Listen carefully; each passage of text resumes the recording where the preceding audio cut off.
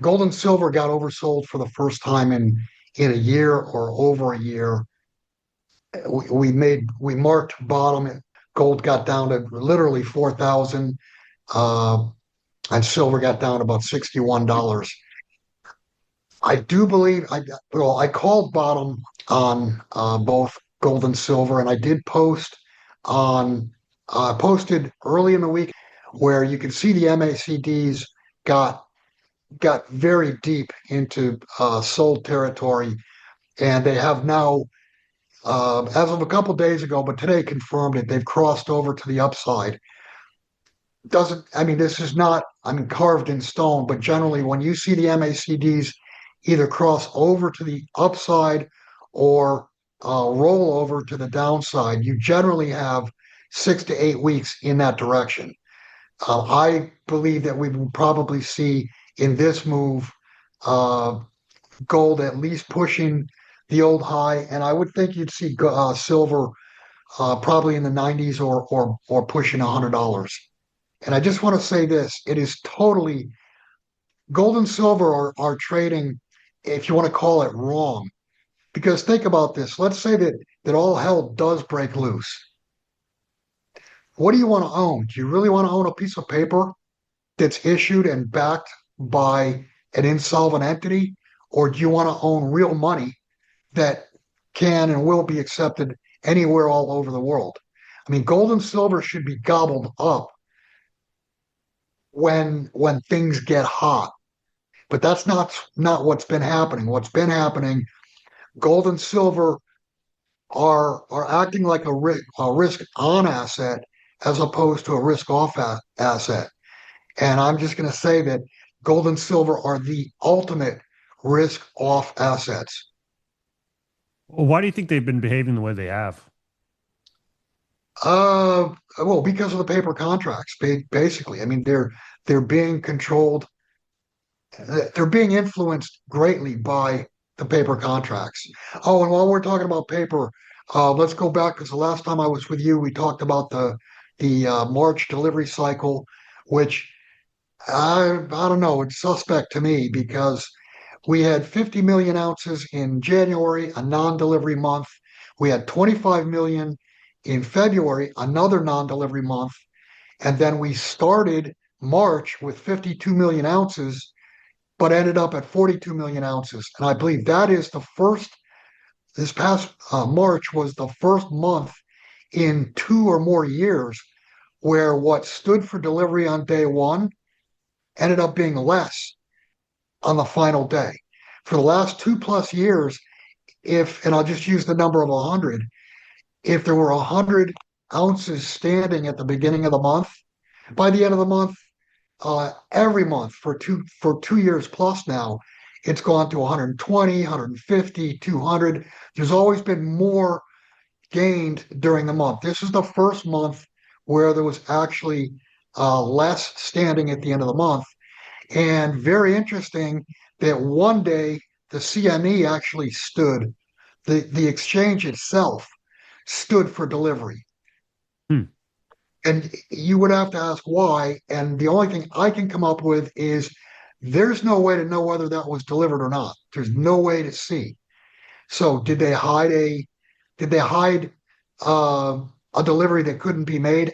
I don't know, but that's the only thing I can come up with. How do you get a net negative like that, though? How does that make sense? Well, what happens is you have contracts that are open at the beginning of the month and then they go away. They get sold. But what's happened for the last 2 years is you have contracts open at the beginning of the month, Hmm. and then there's more and more that gets piled on, or has been for the last couple of years. So every delivery month, or every month, even non-delivery months, whatever was open and open at the beginning of the month, that number increased and more stood for delivery than what the initial first notice day was. And this is the first month, like I said, in a couple of years, where there was actually less that stood for delivery than was opened on the first day. Well, it seems like the unique qualifier of this month was the fact that we had a war with Iran. How was that a differentiator in this respect? Well, I'll ask the question: if things go really bad, what would you rather have, physical metal or paper? And it is completely counterintuitive that when a war starts, gold and silver get sold. That has been the pattern since 1991, since the Iraq War. Gold and silver got weak after that. Gold and silver got weak after the second Iraqi Mhm. In war. '03, yeah. Uh, but prior to 1991, whenever there was any type of bad news, gold and silver got bought. I mean, go back to the Afghanistan experience. That was in the late 1970s. And gold would trade up on any type of bad news with the with you know with that with the Russia against Afghanistan. Gold historically, like up until the 1991 episode, gold historically, whenever it looked like there was bad geopolitical events happening, gold was bought.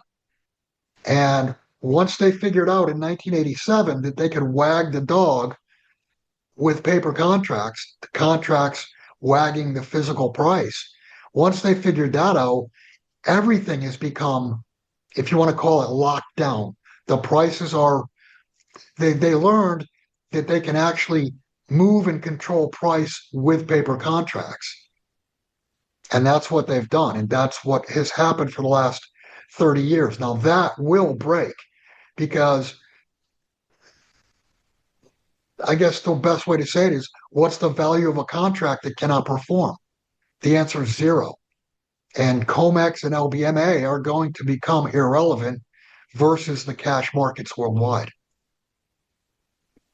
Yeah, so as of right now, we went from having the straight close to reopen to a degree, and now I believe it's closed back up again. Right. So with this kind of uncertainty involved, I mean, that's even more jet fuel, no pun intended, for the price of gold, because gold it's a crisis hedge, right? At the end of the Correct. day. Correct. And the real world is going to reflect the Strait of Hormuz being closed down, call it over the next 6 months, because it's affecting supply chains. One thing that it's definitely affecting is fertilizer, nitrates. It's going to be a problem for this year's planting and this year's harvest. So by the end of summer, you're going to find out that not as many crops were grown. There's less food and higher prices. It's going to be inflationary, and there's just no way that you could say that. Well, it's inflationary, so that's bad for gold. That's just complete bullshit. Mhm.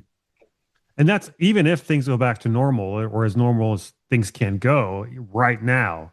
The cake has already been baked to a degree, right? Given the fact that we have seen 40 days of inaction within the strait. You're looking at it from a micro standpoint. If you look at it from a macro standpoint, the cake was baked years ago, meaning the debt that's outstanding cannot be paid all over the world. There's more debt outstanding than there is money available to pay for it.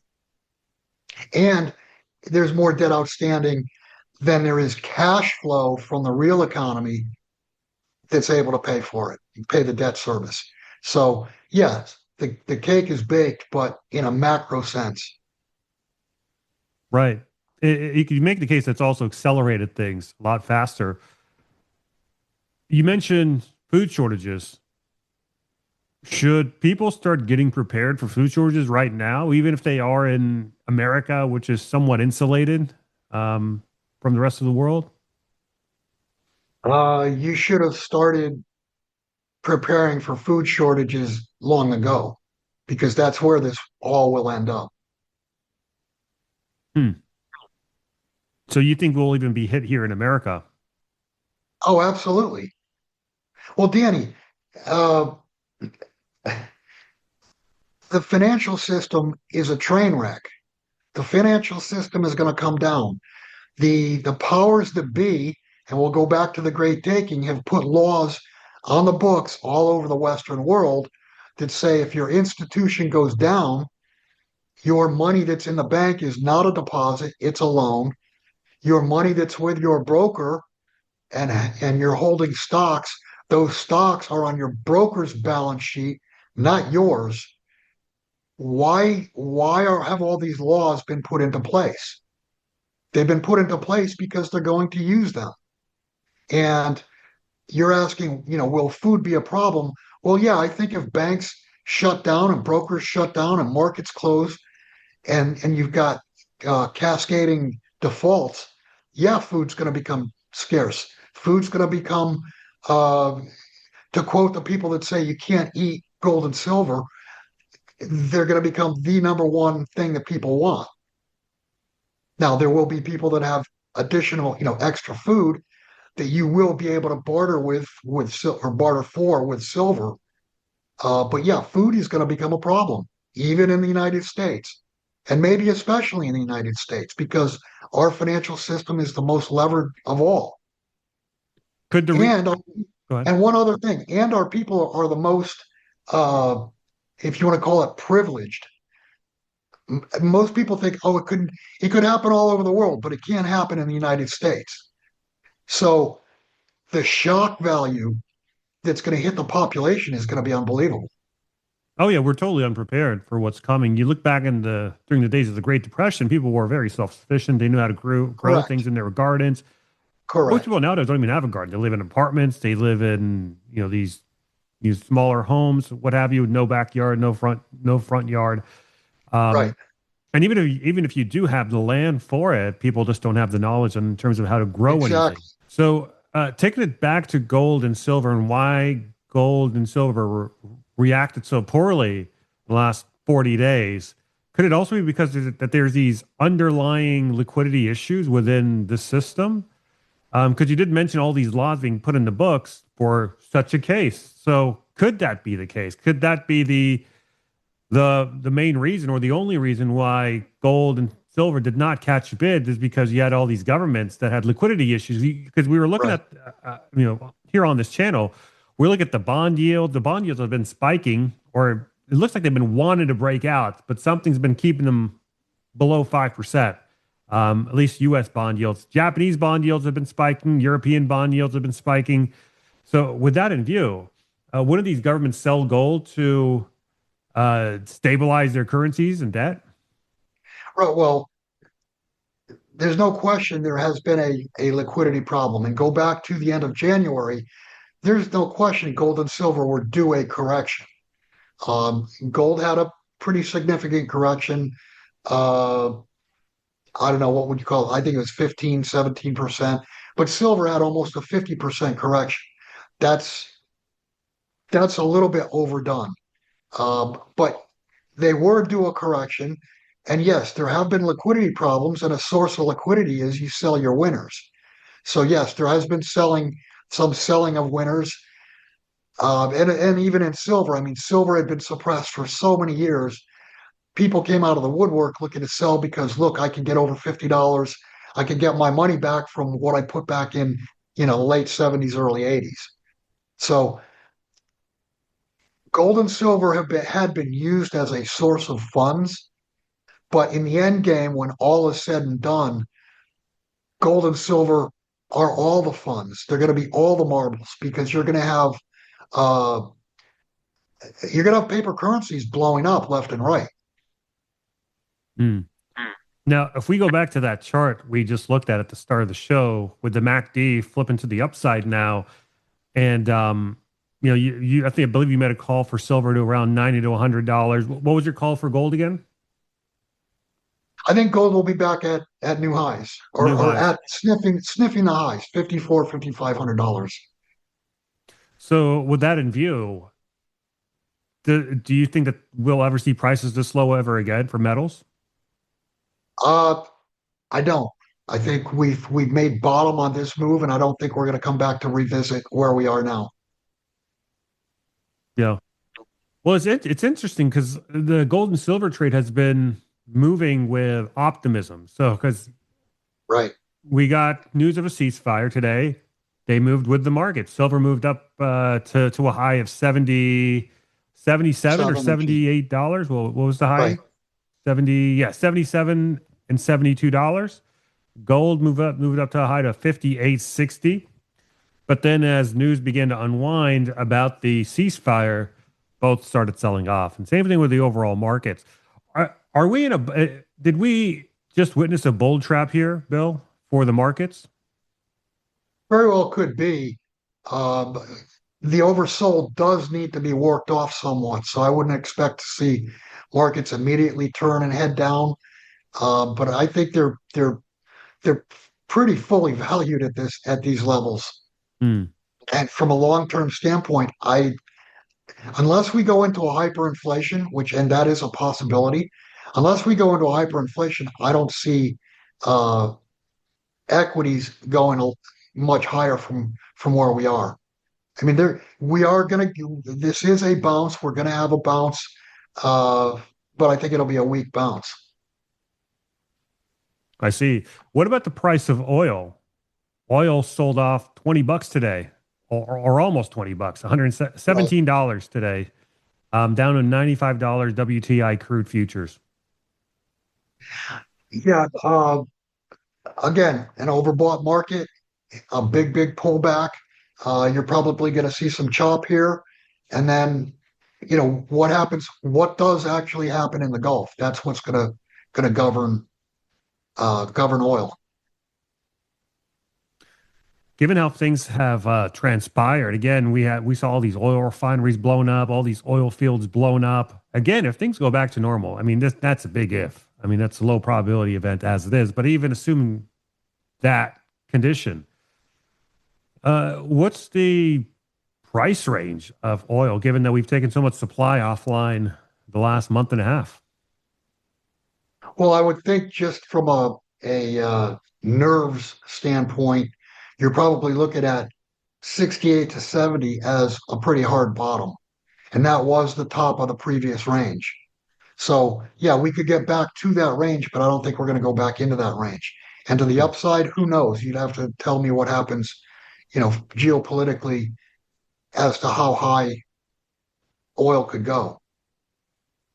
And from a demand destruction perspective, obviously these higher oil prices are not good for demand. Correct. Um, are we to anticipate? I mean, do you anticipate some economic and market weakness, In oil, just in general, because of oil's price rise? yeah, higher oil prices act as a tax on economies. So yeah, I do think worldwide the real economy is definitely going to be lower than it would have been had there not been what's going on with the between with Iran. How are you positioning in this environment, Bill? I haven't moved personally. I mean, I have my core positions in physical gold and silver. I have positions in mining companies, some oil companies, and I hold all the certificates. So I'm not trading. For me, this is not an environment to trade. And the reason I think it's not an environment to trade is because you could have 100% blowing and going in one direction today and 100% blowing and going in the other direction tomorrow. So if I think you need to position for what you think the final outcome is going to look like and just sit tight. And I will say, going forward with gold and silver, I think it's foolish to try to get cute and to try to trade those because ultimately there is going to be a failure to deliver. There is going to be a point in time where you're not going to be able to buy gold nor silver for fiat. So if you sold, you made your profit in fiat and you want to get back in, but you can't get back in, how smart was that? Yeah, it's a good point. So, I'm. It sounds like the way to go from your point of view is to position for the long term, not these short term trading events. Exactly. And think about this, Danny. When you liquidate something, when you take a profit, you're taking a profit in fiat. Hmm. And I can tell you mathematically, fiat is going to go to zero. And they tax you too. And they tax you also, right? You've got a tax for any capital gain that you take. So the reason, or from my perspective, the original reason to take fiat and buy gold and silver is to get your capital out of the system. By taking a profit for fiat dollars or fiat euros or fiat anything, to take a profit, you're putting your money back in the system. Where is your money going to be held? It's going to be held in a money market or in treasury bills or whatever. It's back into the system. And the reason you bought gold and silver in the first place should have been to get that capital out of the system. And I plus, just, go it's a ahead. fool's game to try to trade. And plus, with higher energy prices, you've got to figure that these prices go into the input costs of these mining stocks, these mining Correct. companies. And so it makes Right. it kind of puts it diminishes the supply, the oncoming supply of gold and silver and all these other metals too, because it becomes more costly to produce them. Yeah, to an extent, but that's not the key. The key is that these mining companies collectively, we're already pretty close to peak production. I mean, the amount of gold and silver, I think is already peaked, and I think gold, the production year over year was up 1.5%, something like that. I mean, just take a step back, and if gold is increasing its supply by 1.5% per year, but yet fiat money supplies are growing by, call it, 7% per year. What does that tell you? There's more and more slices of the pie of fiat, and fiat is destroying its own purchasing power by creating more and more every year. And there's not, there's not a huge amount of gold that's hitting the market every year, nor silver. And in silver's case, it's already at a 400, 500 million ounce supply and demand deficit.